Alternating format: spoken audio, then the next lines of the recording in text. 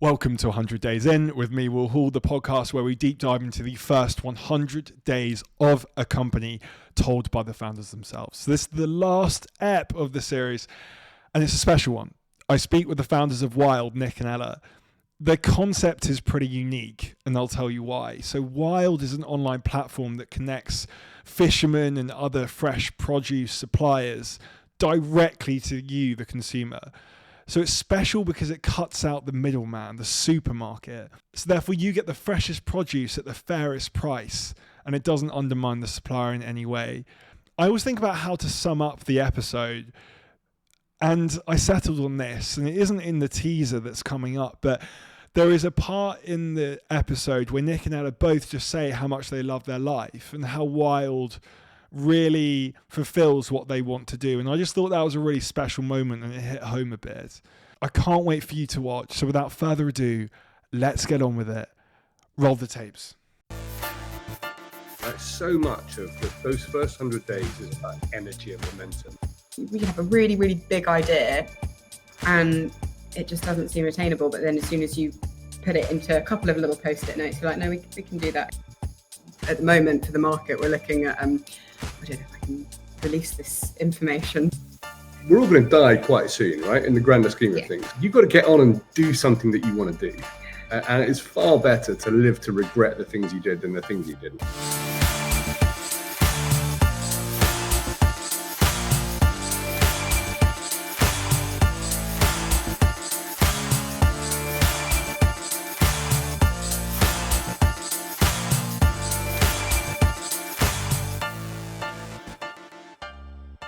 All right.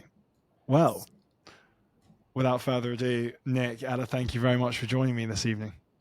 Hi, thank you for having us. Yeah, it's exciting. It's good to be here. Thank you. Yeah. In our little glamorous warehouse. Our windowless warehouse that's freezing in winter and absolutely awful in summer. Too hot. So pale.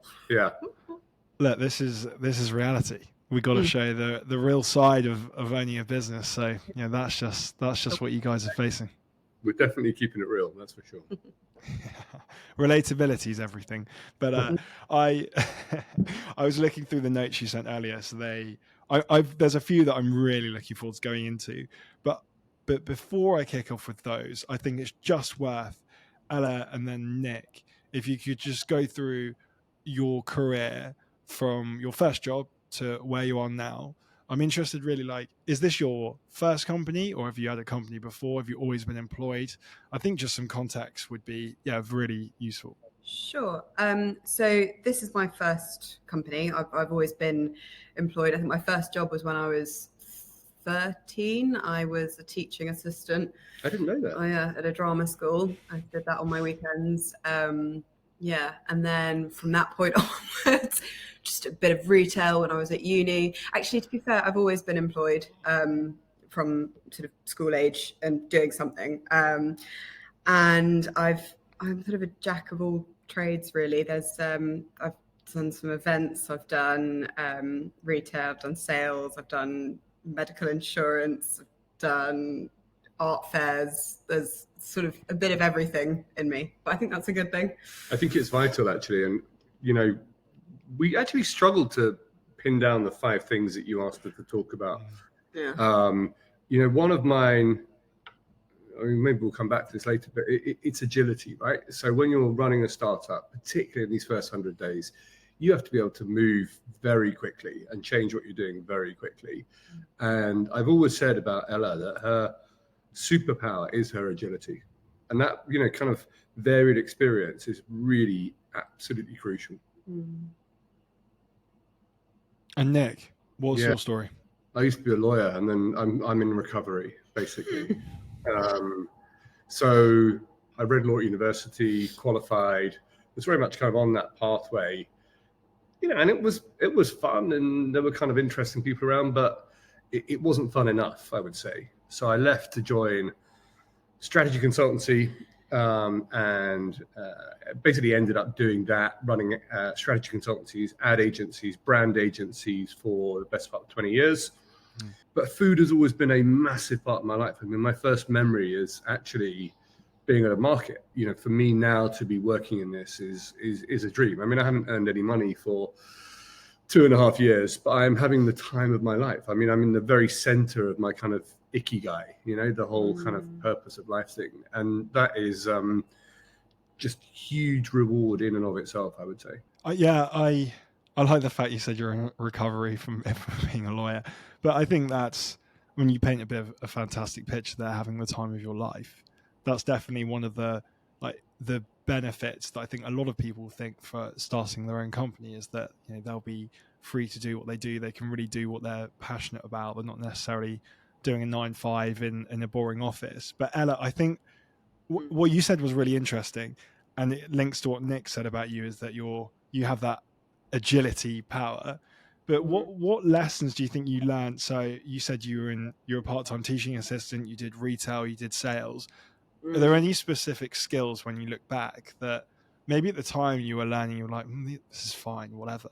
But now you think, wow, that was so useful to learn those skills in the context of starting a business? Gosh. Yeah, I think things pop up on a daily basis that I can refer back to and use. I mean, at the moment for the market, we're looking at, I don't know if I can release this information, but we're talking about maybe having sustainable flowers on our marketplace. For a little while I was working at an online florist, so just drawing back on that information and how we used to ship flowers out with that company, something I can now apply to this. But I think the biggest thing is just being around lots of different types of people and being able to read people, I think, is a skill that I've picked up from having many different jobs and seeing people from lots of different walks of life. So yeah, I think that helps with the agility, learning how to handle people as well. So in the 2.5 years that we worked together, Ella has never been wrong about a person, right? She can tell straight away, is this person, a radiator or a drain, right? And we separate the world out into radiators and drains. And we want radiators, right? We haven't got any time. Literally, we have no time for drains. But I think your retail experience is you underplay that. True. But we've just been building the market for this week. Talk about the market dynamic maybe for your listeners in a moment. But Ella knows how to dress a shop window, right? And that's really, really important. She knows the psychology of people and their buying patterns. And I think as a company we draw down on that huge amount. Yeah, no, I completely agree. It's something that comes into the job every single day, really. Yeah. Are there any situations where you have, obviously you're saying I think Nick was saying you're a very good judge of character. Have you had situations where being a good judge of character has really paid off, where if you made the wrong decision, it could have been disastrous for Wylde? Yes, I'd say so. I think when somebody's going to be difficult for your business, and there's so much riding on it that you don't have time for those people. That so first impression is everything, and you've always said this. You can just tell within the first 10 minutes or the first email that someone says that sends you, that they're going to make life difficult for you, and just don't have time for that. So it's just a quite easy get rid of. But then there's the sort of positive version of that where you've got when somebody's a good egg and you can latch onto them very quickly. Yeah, I think it's really, really important. We will talk about getting the right people around you, but it's about energy. So much of those first 100 days is about energy and momentum, and it comes. It's why we look so exhausted. Frankly, nothing to do with the drunken pub quiz that we did last night. But the energy comes from within the founders, right, and out into the world, and you have to kind of overdo it. And so you need people with that right kind of energy around you, because there's a lot of people in those first 100 days, Will, who'll say, it won't work, this won't, this will be a problem, that'll be a problem. And sometimes they're right, but you just have to kind of focus on positive energy. I sound probably more hippie than I really am, but I genuinely think in those first 100 days, it's about good vibes and energy and momentum. You attract those people as well if you're giving off a certain vibe. you will attract people of a similar nature, and then the individuals that you don't want to attract will probably be put off. So it's a good tactic as well, when you can attract your inner crowd very quickly. Definitely. Okay, so you've done retail, teaching assistant, sales. There's a few jobs in there, and we've discussed. I think sometimes without knowing, I certainly have this. You think at the time, well, these are like whatever, I can do this job, it's fine. But you do realize how valuable those are maybe 10 years on or 5 years on, especially when you start a company and you have to then reuse those skills in a slightly different way, and it's a bit more on you. But what's the story up to the point where you decided to found Wylde? Because obviously you're co-founders. Yeah. So yeah, give a bit of insight into, like, was it a sudden decision one day? I know there's a bit of narrative, Nick, around the fact you were struggling to find fresh fish in the UK. Yeah, what is that? How does that sequence play out? So I was living in Spain with my missus and our 2 kids, having a great time, I got to say, eating lots of fish. And one of the kind of remarkable things you discover if you look into this is that all that amazing fish that Brits in particular see when they're on holiday in the Med, oh, isn't it wonderful, all this fantastic fish and shellfish? Well, if you peel back the kind of curtain, you realize most of it is from these islands, right? It's English, Scottish, Welsh fish and the rest of it. And yet coming back to London, we just couldn't get hold of it, right? I mean, the fish that's served up in the supermarkets, I mean, don't even get me started on that. But I was buying fresher langoustine from the west coast of Scotland in Andalusia than I could get back here in London. And it shows you quite how broken our food system is, right? So for me, this whole thing was born out of personal frustration, because we did, we're now, an online farmers market. We have people doing all sorts of amazing regenerative organic food from all over. But we started with fish. And that was really what led me. I know Ella's parents very well.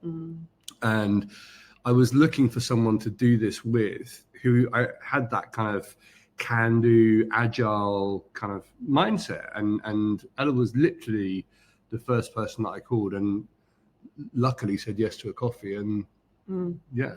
I mean, my background is similar in that I couldn't get hold of the kind of fish that I wanted.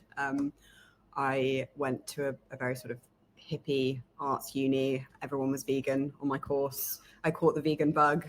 I did veganism for 5 years, got sort of, I'm sure it works for some people, but I got quite like anemic and but quite unhealthy on it, quite unwell, and then ended up, eating fish again. And I wanted to be able to get wild fish, and the ethics around fishing was really important to me. Like found animal cruelty abhorrent, that sort of thing.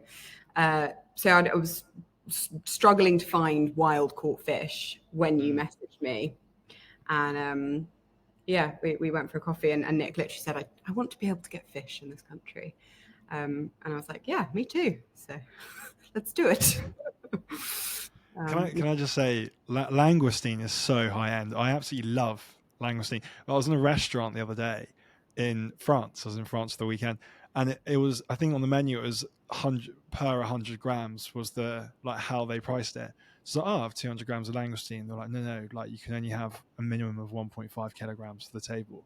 Really? I was like, for fuck's sake, like I haven't had langoustine in ages. So that brought back. I mean, the thing is that the guys pulling out the water won't see most of that, right? I mean, and this is the thing. So as much as we are an online farmers market for consumers, we are also an online farmers market to give producers a direct route to market. Because if you're a fisherman, you go out, you do a really difficult, dangerous day's work. You finally get back into port, and you are told what the price is of what you've caught, according to factors totally outside of your control. You go out the next day, and it's even more difficult and even more dangerous, and the price is what it was yesterday, less 15%. And so it makes absolutely no sense at all. Wylde gives these guys the ability to sell direct, and often for the first time they have agency, because they set the prices of everything on our site. We are effectively a kind of Airbnb or an Etsy for for producers, small scale artisanal producers of amazing food. But to the heart of the issue, why do you think, and Ella, it'd be good to get your view on this, why do you think that in supermarkets in London, for example, it's so difficult to get the type of fresh fish that you were describing? Like, how is the system broken? I think a huge part of it is the logistics for why you can't get hold of it. And it's proven difficult for us, when we were setting this up, but it also was what made our business the way that it is now. So operating on when we began, we were a one day a week market, purely because of logistical factors, being able to get the fish off the boat and taken to our warehouse at the time, which was a little sort of fisherman's hut in Exmouth, and then get that onto London or get that to DPD and out to the people. But I would say, it's all logistics. The fish that's in the supermarkets has been hanging around for 11 days plus, because it's been moved all around the country. Like your langoustines that come from Scotland, been on a transport truck for 3 days. They get to their logistics hub. They get sold at Brixham Market. They then end up at a fishmonger's in Chiswick. Someone buys them, but this stuff is old. I think there's a lot on like an education piece for the public. People want fish in a certain way in this country. They don't want it the way that the Spanish or the French are willing to buy fish, with eyeballs and bones and things. In this country, you go to the supermarket and you want a nice little sliver of dealt with fish that you can chuck in the oven and not think about too much. So there's that. Yeah, I mean, we as a nation, so we have some of the richest fishing waters in the world, right? And 80% of what we catch is exported, and 80% of what we eat is imported.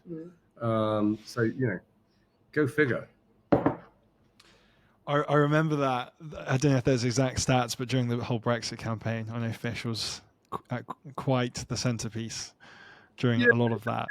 A lot of producers want to develop a domestic market. So right now they sell a lot of stuff to the French, the Spanish, the Italians, because they're willing to pay kind of top dollar for it. But they really want to develop but it's a hassle, right? They want to develop a local market. They want to be able to sell direct. So for them, our proposition is very, very attractive. That you can sell direct consumer. You can achieve retail prices for the first time. Yeah, I just remembering when we were based in Exmouth, there was a lovely boat that was sort of pulled up right by where our old office was, and they got like native prawns. Yeah. UK, they're amazing. And we were like, we've got to get them on the market. We've got to get them over the line. And they were sending all of them out to Spain. And as soon as we came in, they went for it, and they loved it. Yeah. They cleaned up. Yeah, it was amazing. And the customers went through. Yeah, I was going to say, you both are clearly very focused on this issue, and it's clearly one where there was a gap. But I was wondering, how did you know there were others that also cared? Because did you, for example, speak to people before launching the company or in the early stages, or was it more just a hunch and see what the demand is? How did that work? So all the books will tell you that you got to go out and do your market research and all this kind of stuff. And yeah, I mean, probably you should. I mean, for me, this was born entirely out of personal frustration.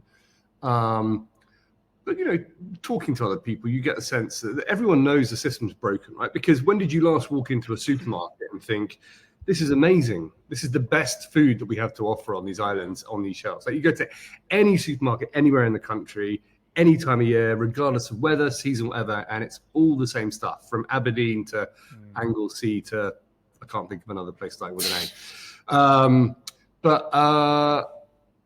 No, we didn't. I mean, my fear, I have to say, in those first 100 days was here we were kind of busy working on, kind of proposition that might have a very, very small kind of market. Now, the truth is we've grown massively since then, partly because we've expanded the range massively as well. Like we've been talking almost exclusively about fish, but, we have people organically farming meat, regeneratively farming dairy cattle, We have organic rice, Ferment. fermented food. There's the whole kind of, so there is a very, very big market for that because people care about provenance, right? And increasingly so.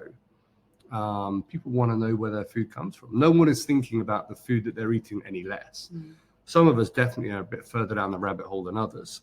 But, you know, folk like Eddie Abu and Chris Van Tullochen and Tim Spector, you know, exactly, all out there having this conversation. This is now the zeitgeist. That makes sense. And I think also the concept of suppliers not getting ripped off by supermarkets and then being able to sell directly to the consumer on your platform is something that I'm sure is a draw as well, no?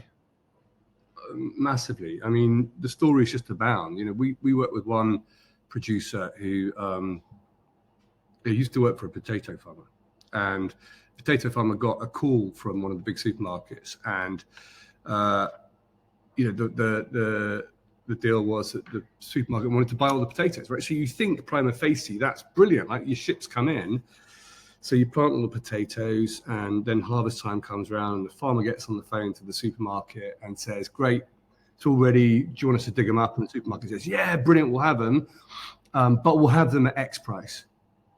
And the farmer says, well, hang on a second. Like, we've got a contract here that says Y price.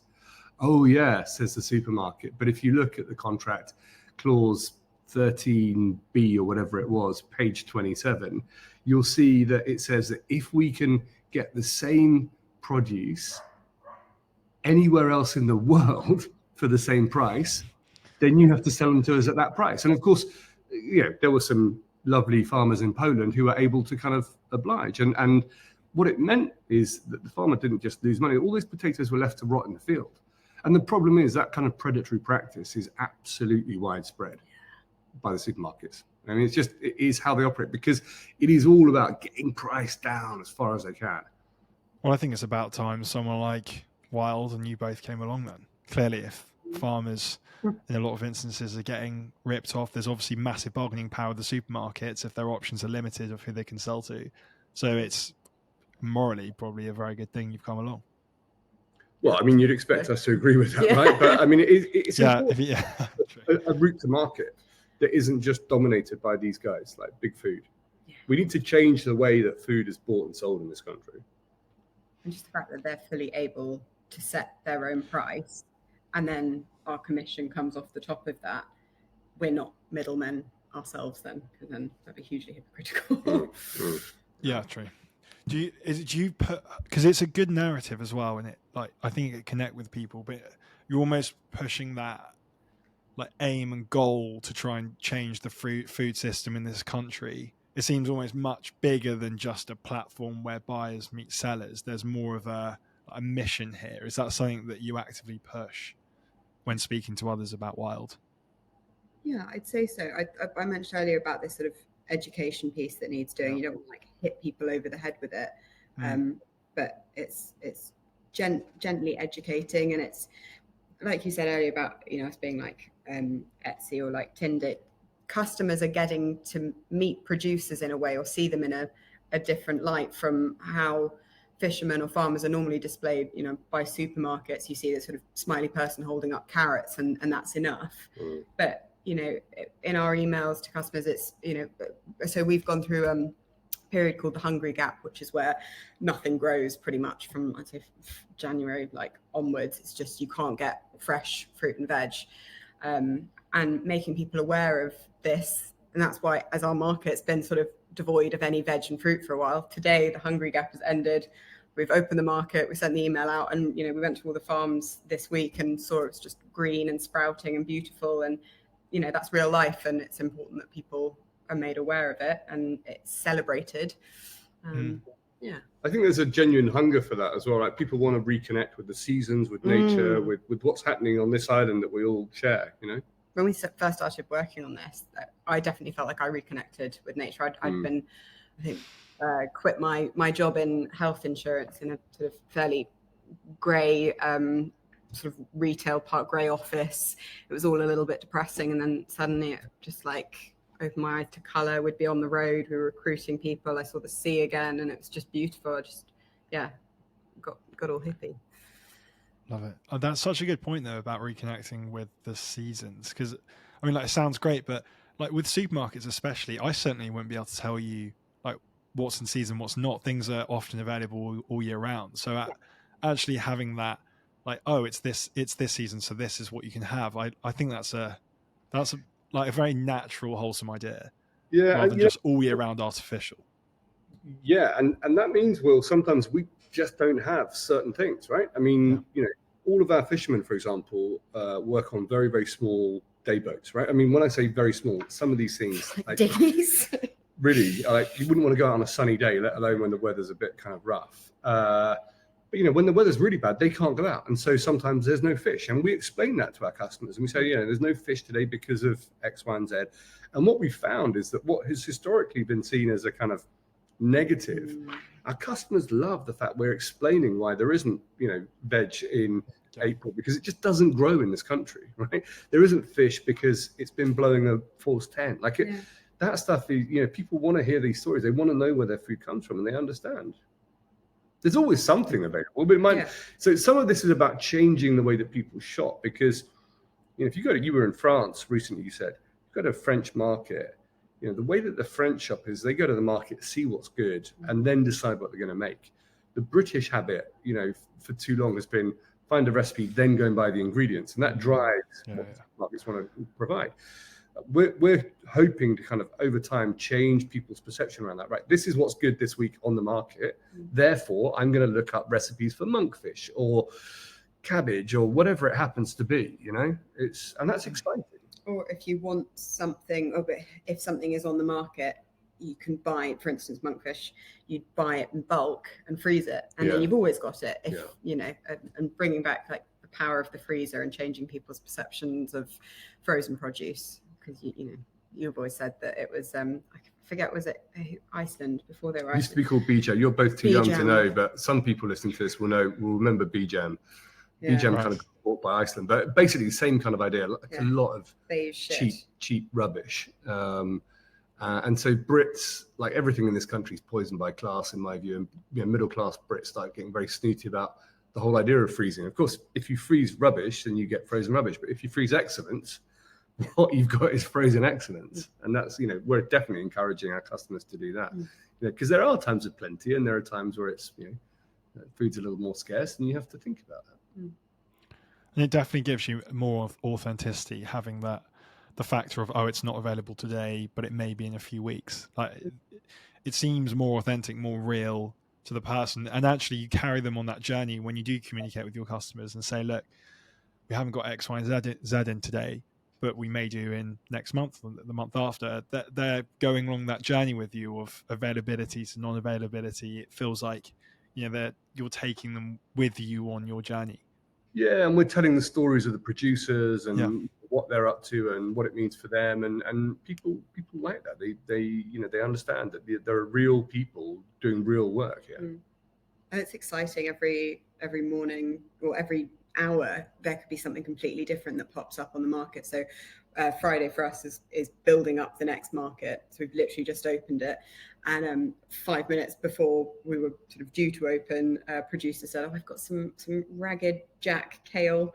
We were like, right, we need to make this happen and put it up on the site. And it's I hadn't heard of that kale before, but it's exciting. Yeah. And then we had asparagus drop in last week. Asparagus season has just started as we speak, and that got listed and all sold out within, I think, 30 minutes. People go crazy. Well, it's that variety as well. Every day it's something different. What's on today? If it was the same every day, people may not check, just from an entertainment perspective almost. So I think that again plays into your favor. But Ella, I'd be interested to know, because you say you're working in health insurance before you started at Wylde as a co-founder. What was it a hard decision to leave? And separately, like, had you been wanting to leave for a while and start your own company, or was it more like serendipity that Nick got in touch and you both were facing the same issues? I think it's a bit of a mixture, if I'm honest. I go with the flow in life, and I was there and I was learning lots, but yeah, it wasn't where I knew I was meant to be. Saying yes to quitting my job and doing mad things was a very easy decision, because it was Nick, and also because it was something I was passionate about. And I know that's probably banded about quite a lot in startups. I'm really passionate about this, but like this is like my life. Like I love food. I love sustainability. Like it's just perfect. I couldn't wish for a better job. It's quite nice to say that it's my favorite job. It's why we can do like 5 a.m. mornings till God knows what time at night. Ella, I love Ella, but she does some mad shit, and one of the kind of mad things that she does sometimes is go and see, like, I have no time at all for this stuff, like mediums and astrologers and all this, like. But here you go, right? So I come from a place of total cynicism. But I think it was a week or so before we had this first coffee. Yeah, I was helping out with some design work at the time. So Nick came to pick me up, and I told him the day before that I was going to see this medium, and he was like, "Okay, enjoy." And he picked me up in the car the next day, and he was like, "Right, how was your woo-woo session?" I thought it was very interesting. She said, she said a couple of things, and the one thing that really stuck with me, she said that to look out for red shoes, because red shoes were going to be like absolutely key for career and next steps. She was like, you're in this sort of transition place, look for red shoes. And Nick went ashen, just looked down at his feet, and he was wearing scarlet red trainers. And I was like, okay, there we go.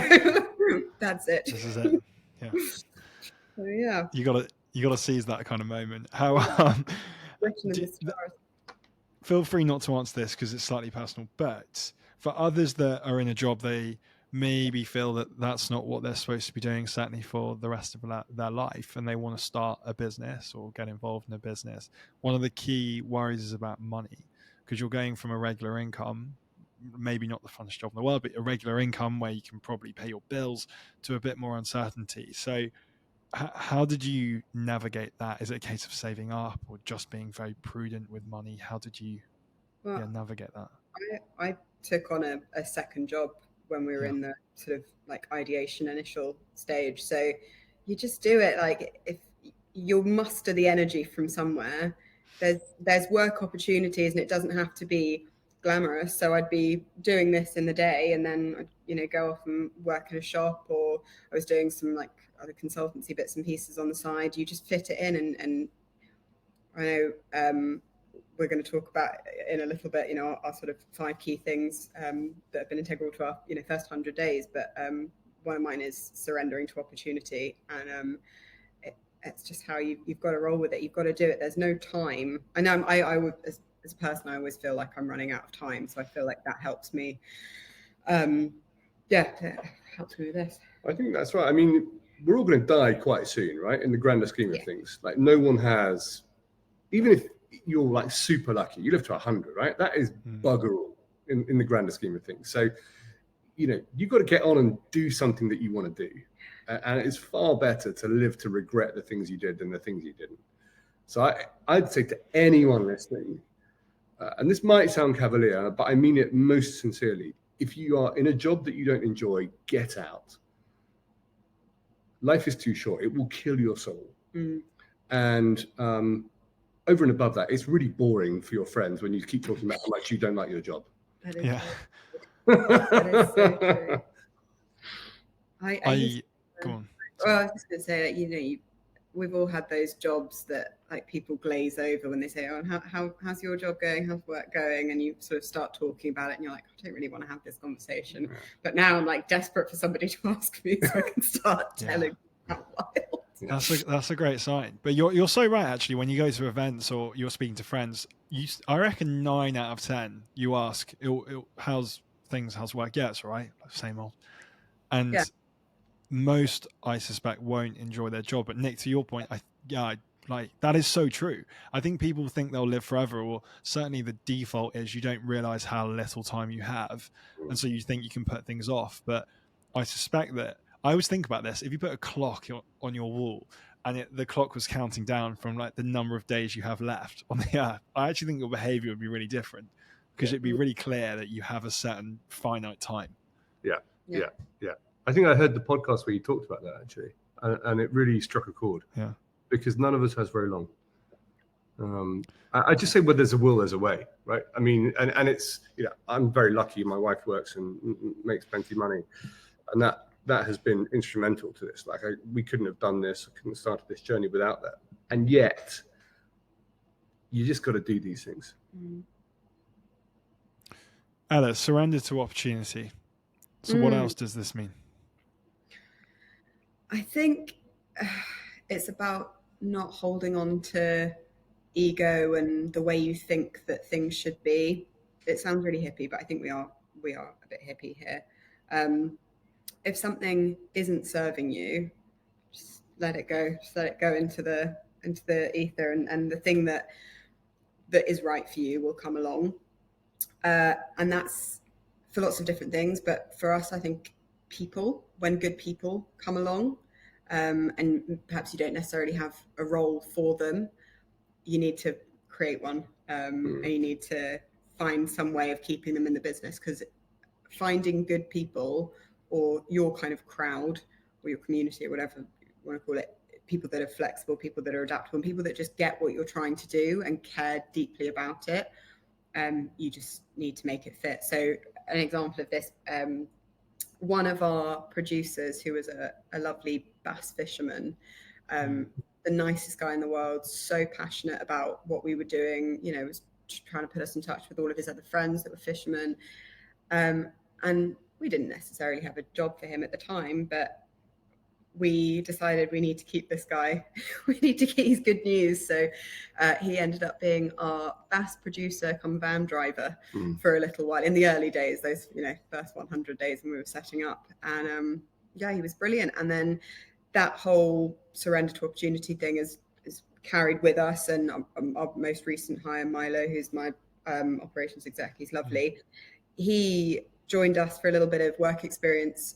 His background was sustainability. So, with sustainable business, he was going to get some experience with us. We didn't have a role for him at the time, but I remember the day after he'd done our first session with him, I said to you, I was like, we need to employ Milo. He's good news, and that's it. And we did, and he's fabulous, and he's helped us get to this next stage. And that will always be the case. That will, And I mean, just honestly, speaking of good people, something that you did before we set this up was put together a kind of board of advisors, and they were absolutely integral to this business, and having people that can do things that you can't do, and like not having any shame with that. Like we're quite similar. We're ideas people, we're energetic people. Spreadsheets kill our souls. We need people that do that stuff as well. Yeah, totally agree with all of that. So you think that the people aspect and the hiring is the main lens in which the surrendering to opportunity point came from? I think so, yes, but it comes across in other instances. So I think it's when we found we were looking for a place to be our warehouse or to be our hub. And we were recruiting producers in Exmouth, and you came across this little fisherman's hut. We're like, do you know what? It's kind of perfect. It might not be the way you think it will be, and we're going to be scrubbing mussel dust and bits of like rope out of this little shack, but we're going to make it work because it's the next part of our story and Wylde story. It's all going to work out. It works out. Well, I especially think like going back to almost where we started this about half an hour ago, like the skill that you have of being a good judge of character clearly plays into the surrendering to opportunity point that you just mentioned around hiring, and that's going to be so important going forward as you expand and more people come on board. The amount of times I read that the hiring process is one of the most integral parts of growing a company. Like if you have a strong cohort of believers on board that align with your values, then I mean you're so far in at that point.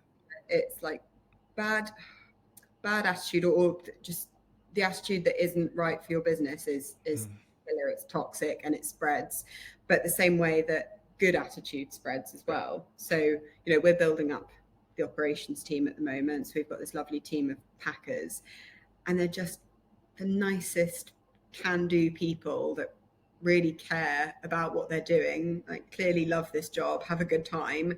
And then they end up saying, oh, I know so-and-so, they're looking for some work. Do you think that'll work in it? And then you just end up with this incredible gang of people that are happy to come in. And that's good people get good people. Exactly.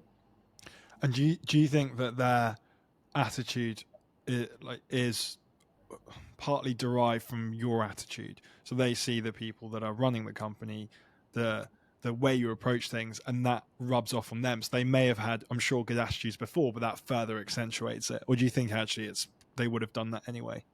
No, I think the two things are mutually reinforcing. Like they go hand in hand, for sure. It's a contagion, for good and for bad.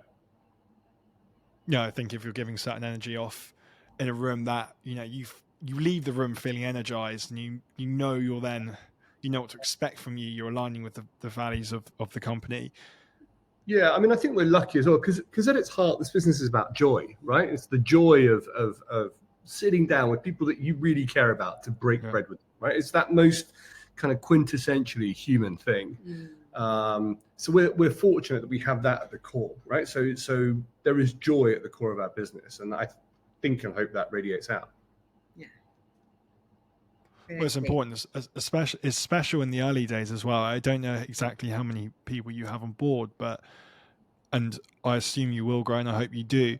But is that going to be a big challenge going forward? That the more people you have on board, the harder it is to keep that core attitude and vision and ensure it's consistent throughout everyone? Or do you don't care about that too much at the moment? No, I really care about it, and I think you do. Desperately. But I can see absolutely how we'll do that, and that's about spending time together. So we, joked about going to the pub last night. Doesn't need to involve kind of copious amounts of alcohol. Frankly, I wish last night hadn't now. But you do need to spend time together, And one of my big concerns about the working world generally is that people don't get to do that now in the same way. It is not the same doing stuff on Zoom. It is not the same working remotely. Yeah. We all do a bit of work from home from time to time, but you need to be together. Like some of our best ideas when it was just the two of us were those long car journeys that we did to and from Cornwall and Scotland 15-hour days. Right. And we're just in the car and we're talking and spending time together. And that trust, I trust this woman with my life, right? Because we've just spent all that time together. I trust her judgment and decisions, and that should be replicated kind of further down the chain as we grow.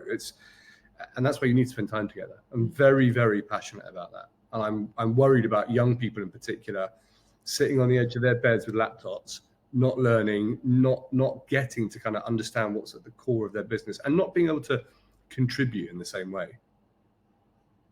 Yeah, I totally agree. I think you should maybe one day a week at home if you absolutely have to, but I think you should be in every day, to be honest, unless there's a good reason. Because you're right, it's not the same. It's a cliche, but it's also extremely true that you learn so much more if it's in person. I would have loved for this to have been in person, but unfortunately slightly different countries. Yeah. But it's just totally different. And actually, maybe if we recorded this in person and did this and compare the two, the conversation might be different, and I'm sure you could apply that to a business. Like you forget that people are there if they're at home. You don't think to involve them. They're not naturally learning from conversations they hear elsewhere. You're not as a community as much, because if everyone's on their laptops out differently, I think it's crazy, like the whole working from home culture, but maybe I'm missing something. I don't know. Well, look, I think it suits senior people that have big houses, nice gardens and, offices, and who have reached a certain level of seniority. It is absolutely poison for young people for all sorts of reasons. So yeah, that's as I say, it worries me, but it's not something that we do here. I mean, what I will say is that we make. There was something that happened this week. There's four of us, to answer your question, like there's four of us that work in the business full time. As Ella says, there's a team of packers and van drivers and all the rest, but they kind of come and go. The four of us that work in the business, one person will say something, another will build on that idea, another will kind of bring another angle. And another, you know, before you know it, the four of us between, like, we are so much greater than the sum of our parts. But you don't get the ability to kind of manifest that if you're all working from home. Nothing like the same way. There'll be people listening to this who disagree, but I'm absolutely adamant about it. It makes complete sense. Talk to me about Post-it notes. Post-it notes are basically what we built this business out of. I think the wall behind us is the only bit of wall in here that doesn't have a rainbow of Post-it notes on it. When we started from the idea of getting fish from the fishermen, we wrote this down on 3 Post-it notes. We had man catches fish, and then customer gets fish, and that was literally our starting wall in Newman Passage in Charlotte Street, which was our old office, and that's how we do it. And we build them up on the walls, and then we'll break them, we'll break down the idea, and then we'll build it back up again and try it in a different way. It's a little bit about manifestation as well, like different walls are, it looks a bit nutty in here actually when I look around, but different walls for different things. So I've got one by my desk which is, you know, things that, my good ideas wall, and things that, you know, we want to happen in the future. And you just, there's so much when you're in a startup that just flies around, and they're these little like nuggets of beauty, and if you don't put them on a Post-it note and stick it on a wall, it's not going to happen, and you'll lose it forever. And I don't know if I guess it's kind of like mental mapping in a way, because it's like a puzzle in your head. You'll put an idea, we'll talk about an idea with each other, and we'll say, oh, do you know what, that's not going to work, and we'll pull it down, and that's fine.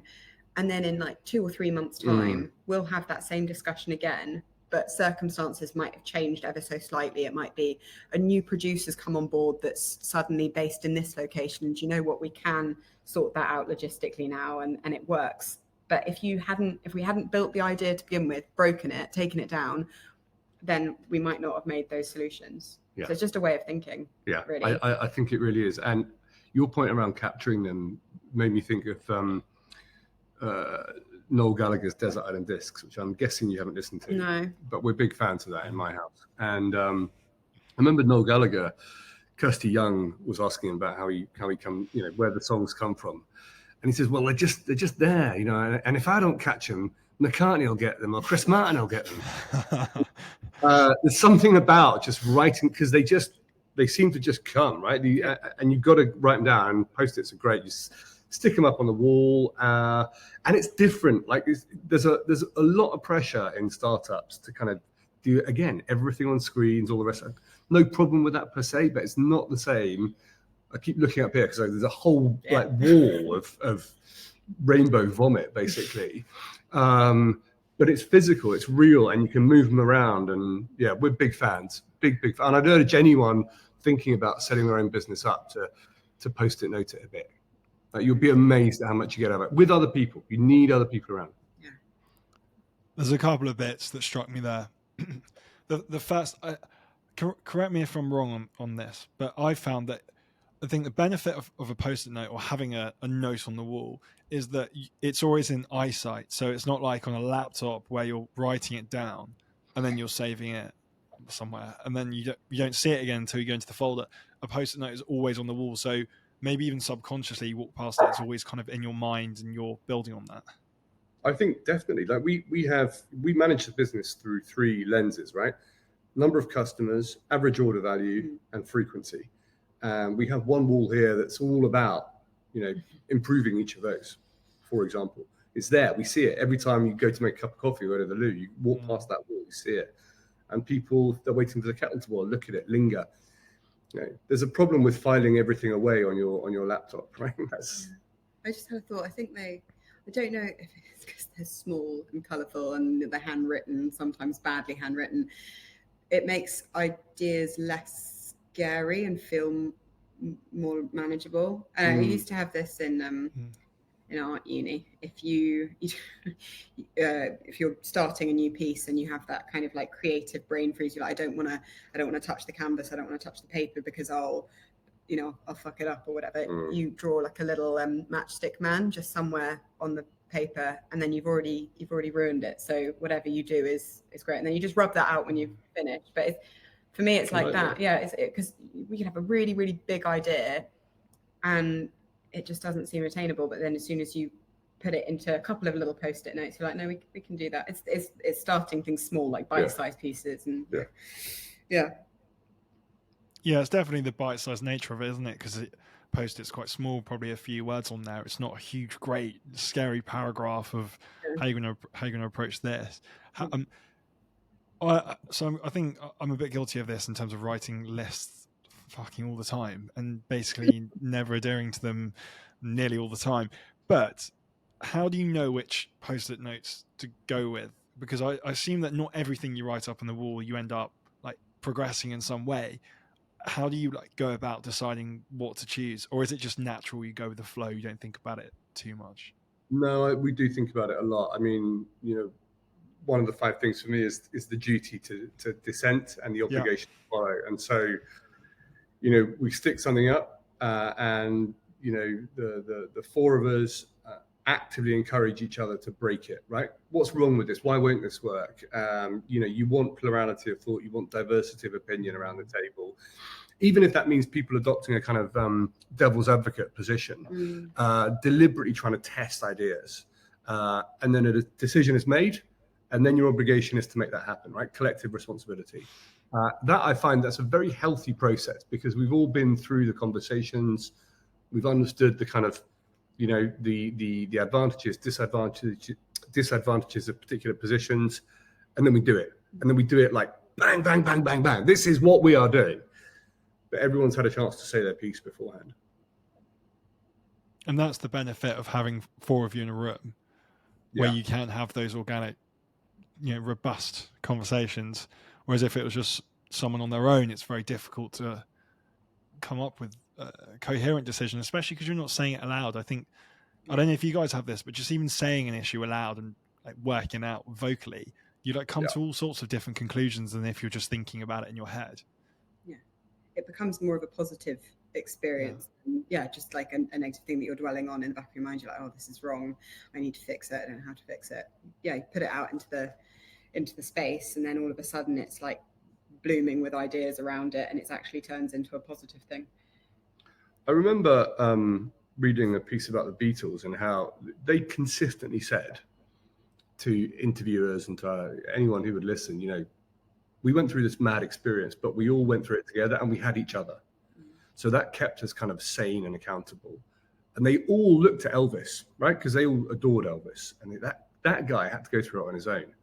And one thing I can tell you for absolute certain is doing this on one's own, like really on one's own, very, very, very challenging. You go mad, I think. Like really, the highs are so high, the lows are so low. You either think you're a genius or an idiot, and you need someone, hopefully a few people, to tell you there's lots of kind of possibilities in between those 2 things. They both might be right at different times, but probably something else is the case. That's more likely, right? So I think doing it on your own would be very, very hard. And I would always counsel someone to, even if you don't have a kind of co-founder, the advisory board thing that Ella mentioned earlier, that's really, really helpful. Just to get other people around, different experiences to applying, right? Absolutely. And just like I said at the beginning, but to stress it again, people that do things differently from the way that you do them, like having that diversity is absolutely critical. It's wonderful, really. I was gonna actually bring that up earlier because there's the thing of bringing people on board with the same attitude and you mentioned that can-do spirit, making it work, but then you don't want everyone on board that also thinks the same. So like in some ways you want the same people, but in others, and maybe the way they think, you definitely want difference. So you want the same spirit, right? You want the same attitude, can do, but you want different kind of skill sets, and the different people are fulfilled by different things, right? And so you want people who actively get off on spreadsheets, or you want people who just things that don't do it for you. There is no point wasting your life trying to learn to do things that you don't like doing, because you won't be very good at them and you'll hate doing them. Just bring in people that can do that, who love doing it, who can't understand why we like doing what we do. That's okay. That's a good thing. And duty to dissent. So you, in an example where you're discussing how to, I don't know, you're looking at one of your post-it notes, and that's the topic of discussion. How do you come to a conclusion? Is it the same method each time? Does everyone have their say, and then someone sides with someone else, and it's clear which direction you should go, or something I haven't covered? Like how do you come to decisions on a daily basis? I mean, I don't think until now, I don't think we've ever actually articulated this, have we? No. But that is how we do it. We sit down and we argue, point out, and we do it every day. And you come to the right answer because it's what feels right and is best for the business. I think it'd be really interesting when we're much bigger how that happens. It'll be the same as far as I'm concerned. Because that's how you make better decisions. But we make wrong decisions, Yeah. and that's fine as well. Like the decision's made, and we'll do the thing, whatever that is, and it might not work out, and that's okay. And it's a learning. Obviously, in a startup, you can't really afford to make too many mistakes. Yeah. But that whole surrender to the opportunity thing, often it ends up being a good thing for us. And I think the ego thing, you touched on this earlier. I do think that's really important, right? Because you've got to have something of an ego to believe in yourself to do this sort of thing, right? But you've also got to be sufficiently free from ego that if things don't work out, you can recover from them psychologically. And actually having other people to help you through that process is good, right? The Beatles wrote some duff songs, but makes it less emotional. It does. Yeah, we're there to share the successes with each other and to kind of console each other when things don't work out, and that's important, I think. It's a great dynamic because there's nothing worse than someone continuing to argue a certain point. Probably they know it's wrong, but purely because they had said that before and just don't want to give up on that particular argument. So the fact you can separate yourself from the ego to some extent, obviously it's always a work in progress with all of us, but it's plausible. It's so important. I think probably the difference is that I think we care more about the business than we do about the kind of veracity of our own position.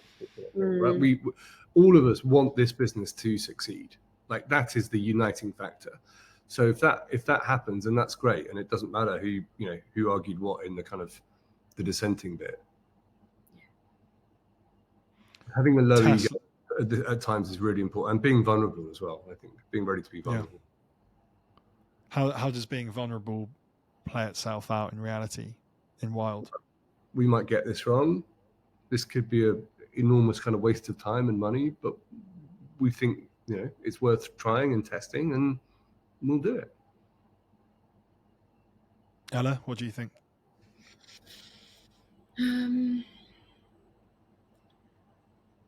I was just thinking about sort of being vulnerable in front of the team is sometimes a good thing as well. It raises the stakes and it brings everyone closer, and feel like it's that whole issue shared as a issue resolved. I don't know Halved. Yeah. Not always resolved. Not always resolved. True. So taking the shame out of not knowing the answer to something. One of our points was sort of can-do mentality, and then also this sort of fake it till you make it, which is a huge part of a startup. But you can say, I don't know, I'm not an expert at this. It's not, I'm learning. It's fine, and you'll figure it out, or you won't figure it out, and something else will happen. Yeah, and I think that goes back to the the point earlier around recruiting people as we grow and the culture, and it's really important for those of us that set the business up to be ready to say, look, I made a mistake here, this didn't work. Happens, move on. And people take their cues from the founders, right? Mm-hmm. You mentioned it earlier, but the test, learn, and iterate point that I know was integral in the first 100 days. Did you come into it with vigor for like failing fast and trying loads of things, and if we fail, we fail, and it's all great, or is that something you learned over time and are learning to see if things work out? Is that a hard thing to actually do in reality? Because obviously you probably will fail at some of them. It's a really good question. I think I've got much better at it, I would say. I think, I definitely came in with that mindset, but I'd say I've improved on that. Like, you just keep trying things all the time, experimenting. The test and learn thing, I have to give credit to one of our advisory board members, actually, a guy called Dave, who I think is the cleverest person I've ever met, right? And Dave taught us, it's not actually his kind of schema, but taught us about the importance of, at every point, no matter how big or small you are, the thing's got to work, but it doesn't have to be perfect. So don't try and build half a car, build a skateboard, right? And if the skateboard works, build a scooter. And if the scooter works, build a bike and a motorbike. And so the thing, you've got a vision in mind, right? We want this sports car or juggernaut, whatever it is. But at every point, we're making something on the road to that works in and of itself. It's kind of complete in its imperfection, if that makes sense. Yeah, it's that process of trying to improve something 1% every day, or it's not scary, is it? If you start off with something quite small and then build up. Whereas if you look at the end product, especially with a competitor or something you had in mind, it's pretty intimidating. Just thinking, right, I'm going to try and do that from day one, having done none of the previous work. It is. It's exactly that. That was our MVP. Our back end is Shopify, all of our tech. But before Shopify days, we used sort of marketplace building tool called Arcadia, and that's what we did our MVP on. And the sites couldn't be more different now, but it worked. People bought food. Right? That was it. That was what we had on the wall. Sell fish to a customer. It did that for us, and it worked. And then there were things that weren't great about it. Now, how do we fix those? And we're here today, and we'll keep doing that. And a little bit of building the plane and flying the plane at the same time. Yeah. Fine balance. Exactly. I'd be interested to know. Ella, I'd like to start with you first. Is there anything that you had in terms of preconceptions before you joined Wylde that turned out not to be true, in the context of starting and running a business in the early stage? And then is there anything vice versa, where there's things that you had absolutely no anticipation of, but suddenly it became pretty clear that was the case? I knew it was going to be fun, but I didn't know quite how much fun it would be.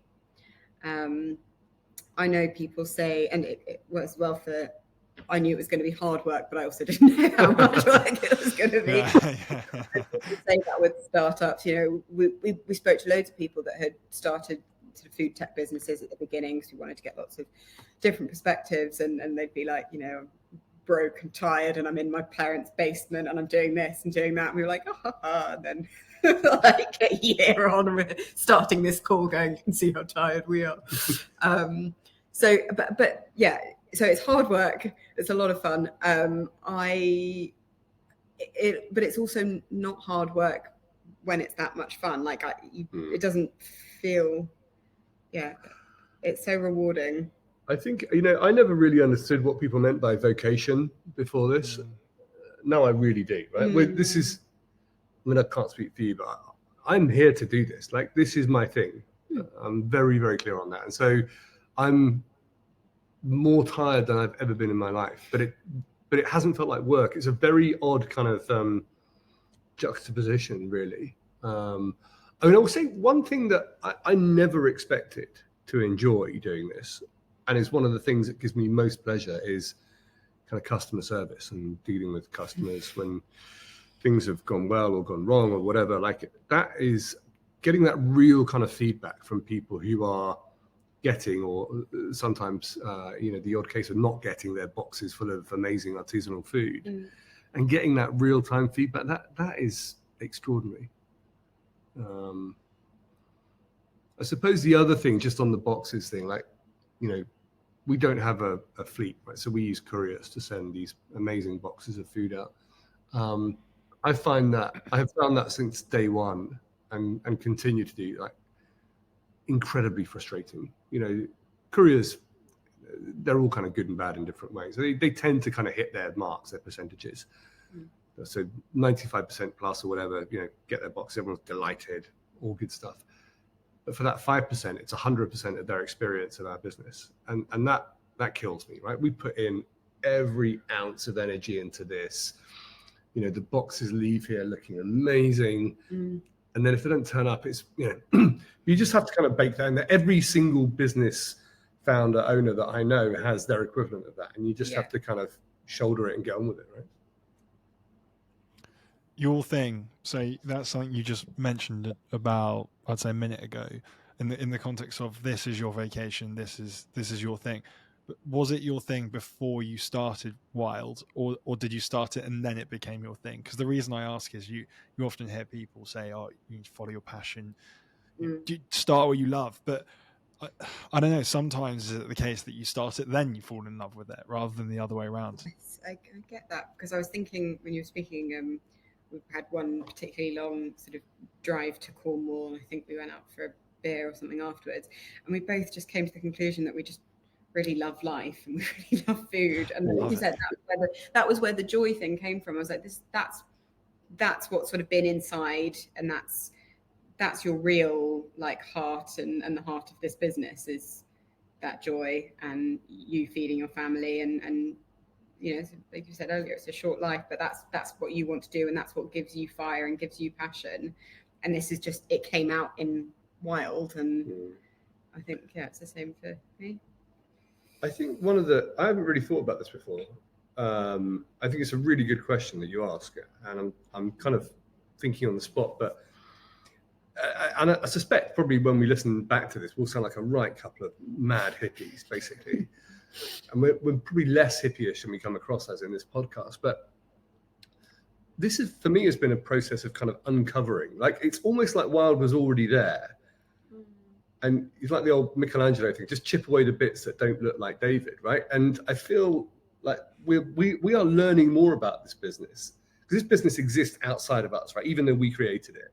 We're learning more about it all the time. I feel like I know much more about it now in a weird kind of way than I ever did before. And that it's very, very difficult to explain. But it goes hand in hand with that whole surrendering to the opportunity thing. It's just you're just riding this wave, and it's just forming in front of your eyes. And I've got two kids, right? They're 18 and 16 now, but it's a bit like watching them like grow up from babies, and you kind of learn more about them and their characters as they get older. I feel it's a bit like that, although that's a simplistic kind of read across. Yeah, it's an odd thing. Just chip away the bits that don't look like Wylde, right? That's what we're doing every day. I love that. Yeah, the perfect kind of sculpture. Yeah, exactly.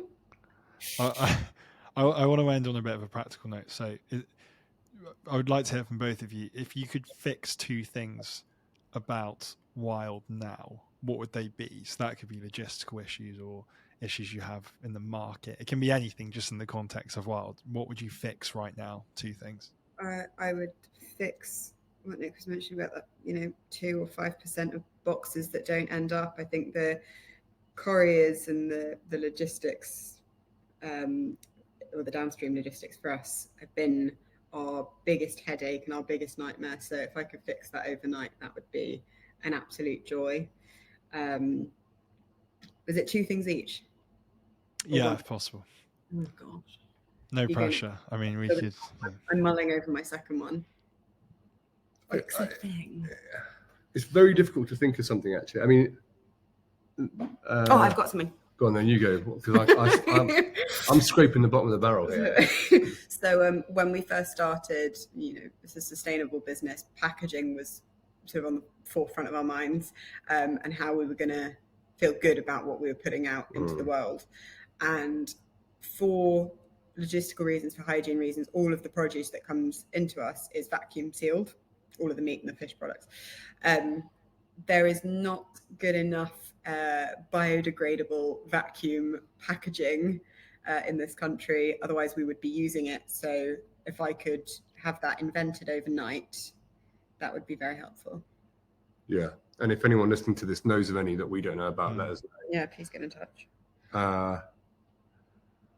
Well, I mean, I share the courier thing with Ella, right? I'm sorry, I know that's kind of cheating, but you put your baby in someone else's hands basically, and entrust it to them when you use couriers. But the odd time we do have a challenge, we look after customers really well, and we get great feedback on that. What else would I mean, I want more people to know about us, right? I mean, I want people listening to this podcast to come and experience the amazing food that our producers produce, not because, look, that will help our business grow, but we really care about the producers at the other end. Like, there are people out there on this island doing the most amazing stuff, like raising cattle regeneratively, raising organic pigs. They are fishing sustainably. They are growing biodynamically. They are looking after Mother Earth. And you can buy the food that they're making, and you can help them do more of that if you shop via Wylde. So I want more people to do that. In fact, we've got a code, Will, for anyone that wants to buy. If they use the code when they check out, 100 days in, that'll get them 15 quid off their first purchase. So I hope that encourages a few folk to come and experience this amazing food.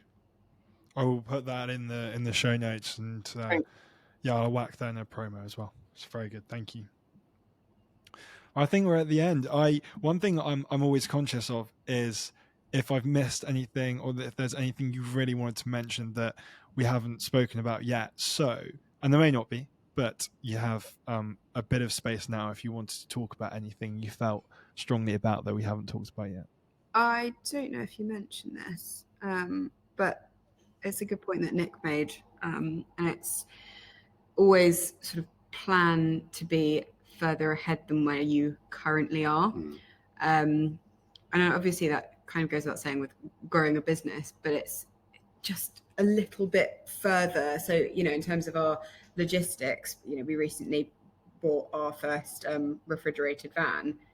We didn't necessarily need one at that time, or, in the sort of like next couple of months, next 6 months, but we did it. And then all of a sudden it's like the business has fitted to that shell, and it's like, I don't know. It's same with people, right? You recruit just ahead of where you actually need them. And, that takes some kind of cojones in some respects, right? To make that commitment. But I think you have to do that. Yeah. It's not quite if you build it, they will come. It's like they're coming anyway. Just build it a bit faster. That's a terrible kind of metaphor, but maybe it makes sense. No, it does. I think it makes sense. On that note, we will end it there. But thank you so much, both of you, for joining. I think I've loved it. I think at points I've just been listening to it like it's a podcast and I'm not even involved. So thank you. As well. I really, really appreciate what you're doing. I have to say, I've listened to quite a few of these, and I think there's something about those first 100 days, right, which is crucial. And it's not really talked about enough I think Americans talk about this stuff a lot. I don't think there's a good European kind of, or there wasn't until you started doing this. And I think it's important. We all have a lot to learn from each other, people starting these journeys and founding. And, we're all trying to work our way through it. And, I've had some dark days leading this, I would say. But, you listen to these podcasts, and there's been times where, something someone said on a podcast about the early days of a business, like, oh yeah, okay, that's me now. And it gives you resolve and steel to carry on. And you know what, the next day you wake up and stuff's changed and it's better and improved. And I think it's important work, I would say, what you're doing. Not at all. It wouldn't work at all unless there were guests like yourselves that came on and spoke so candidly about the beginning, your experiences before. I think there's, like some really fantastic points that actually haven't been made before on this podcast series. So I'm very excited to hear it back. And I just want to say thank you again for joining me. All right, well, thanks so much. Really appreciate it. Thank you so much for watching. And thank you to Nick and Ella especially for summing up the first 100 days of Wylde so bloody well. I'll see you all very soon for Series 4. I'm just putting the finishing touches to it, so I won't be long. So that's it from me. See you later. Roll the credits.